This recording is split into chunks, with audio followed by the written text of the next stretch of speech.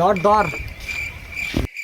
দেও বাবু দেও দেও, এই গাছটা আসলেই লম্বা, রসও বেশি হয়। আসলে লোক ভালো না রে।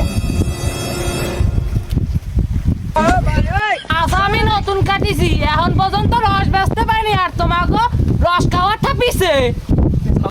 এই আমি বসিলাম, তুমি কয় বেলা না লামিলি দেখিব, এই লামিলে এই দা দিয়ে তোর ঠ্যাং ফাটা করে দেব। আয় আয়। তুমি খাওয়া দাওয়া হাগামুতাও যদি এখানে হয় আমি রাজি আছি। সামনে আমার চাকরির মাঠ, তাও আমি ওই গাইছিদার কোপ খাতে রাজি নেই। কেন বাবা, তোমার তো রস খাওয়ার খুব রুচি, রস খাবা, এই গাছুদারের কোপ খাবা না? ওরে কলাম, একটু লোকজন আসলে দেখতি। আরে যাউরো সলপন রে। তুই নামিস না, তুই যেখানে থাক। আমি পুরো ইট মেরে দৌড় দিয়েছি, আমায় ধরতে আসলে তুই এই সময় নামি দিস কেন? থাক থাক, যে থাক।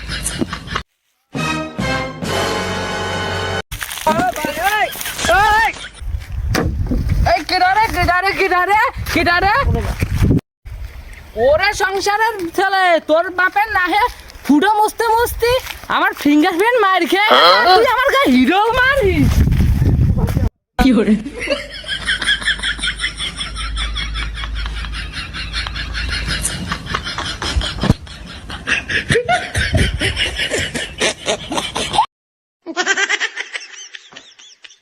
ও তুই মাঠে নেমে গেলি থেমে।